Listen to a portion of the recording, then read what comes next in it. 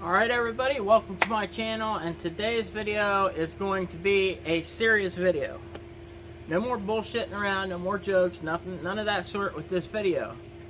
You know, I make videos that, I make fun of myself and I do stupid shit, but I'm not making fun of addicts and I'm not taking the issue of addiction lightly. But we can't always take ourselves so seriously either. You know, sometimes we gotta just kind of release the stress and go about it in creative ways. Because addiction is a stressful situation. It is a difficult situation to be in for the addict, and it's hard on the families. But what I want to say is, you know, if you don't gain knowledge on why you're addicted, if you don't search for knowledge on different influences that could have had a huge impact on your addiction, then you're living in ignorance. Because, you know, unless you can find the sources that kind of keep you addicted, to keep you in a trance to stay addicted, then you're living in ignorance. And you're going to find that beating this addiction is even that much more difficult. For example, it's no wonder we have a problem in this country with drugs and addiction when in the beginning, like 4 or 5 years ago, doctors were just handing out painkillers left and right like M&Ms. So think about that a little deeper. Let's do some critical thinking here. Let's try to understand this. You know, many years ago, doctors didn't give these powerful medications just to anybody for minor temporary pain issues. You know, these medications were reserved for people with chronic, very serious pain conditions or cancers or, you know, something very serious, life-threatening diseases. They weren't just handed out like M&Ms like they had been. So what do you think's going on there? Okay, so that's number one. Number two, look at what you're being provided to get over the addiction. You're being provided with a synthetic opiate. So are we really getting over an addiction, or are we just prolonging the suffering? Are we prolonging the grief and the pain? I am not saying that Suboxone is a horrible thing, but what's the purpose in keeping the sick sick? Why? Why do they want to keep the sick sick? Think of how much Suboxone costs. Suboxone, Subutex, whatever. How much does that shit cost? It's real expensive. Very expensive. Why is that? How much do you think that it costs the company actually to manufacture this medication that doesn't cure you, but it helps you live with your addiction? What's the point in this extremely overpriced, potentially life-saving medication? Alright, and then we got other things, like, kind of off the topic, but something to think about, is cancer. How many things do you see, how many times have you heard about donating for cancer research? How many times you've heard stories about new breakthroughs in cancer research, yet nothing cures cancer? It only kind of helps with the symptoms, and it kind of helps prolong life, but it's not no real cure.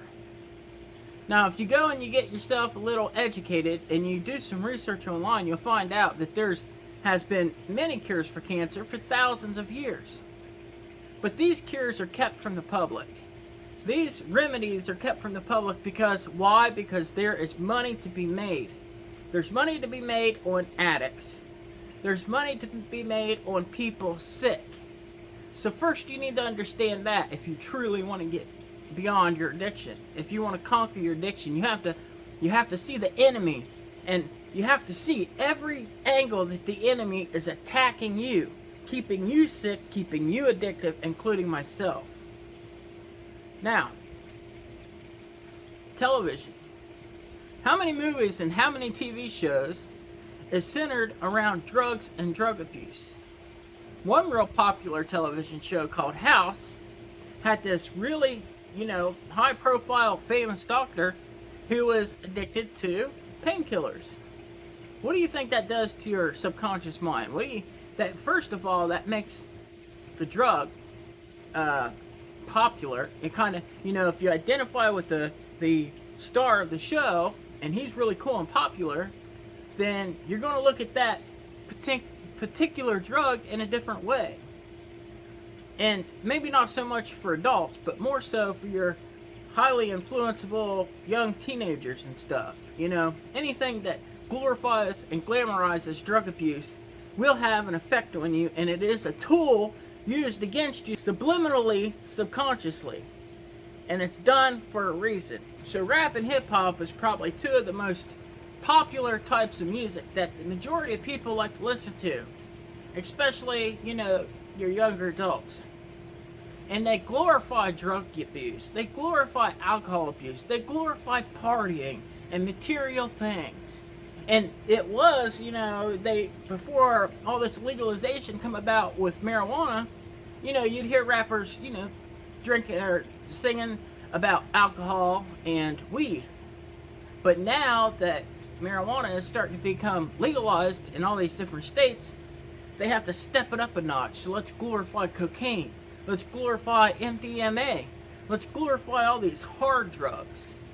It's cool. It's awesome. What do you think that does to your subconscious mind?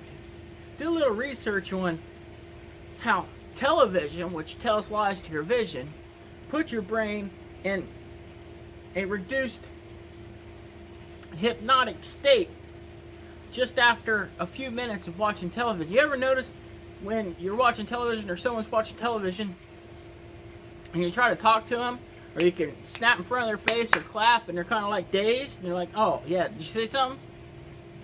People are being hypnotized, they're being put in a trance. There's an agenda with keeping people sick with sicknesses, and there's an agenda to keep people sick with drugs. Then you want to think about our prison industry. You want to think about our jail industries. You want to think about, first of all, why is it a crime that someone with a disease gets labeled as a felon and gets put in prison when they are helplessly addicted to a product that has been attacking them from all angles that they didn't even see, they didn't even realize? Why is it a crime for someone who's sick to be placed as a criminal, put in a prison system, and their whole life screwed up from that point out? And why do we have prisons that are privatized? Who are these private owners of these prisons that are profiting off of prisoners? Think about that. So if you're really serious about getting off drugs, all forms of drugs, do your research. I have. I'm not just a stupid, senseless, mindless idiot that doesn't have anything to bring to the table. But like I said, I don't want all my videos to be just serious and to the point. I'm trying to look at the lighter side of things. Trying to make a very highly stressful situation not so stressful. Because I know we're all suffering. I'm right there with you. I suffer every day. I fight every day. And no, I'm not clean, but I'm working on it. And we can do this. You can do this. I believe in you. Anyway, that's my video for today. Let me know if you like it. Hit me with a thumbs up if you feel like it. Give me a comment, whatever. And we'll have a video coming your way here soon. Thank you. I love you all. Peace out.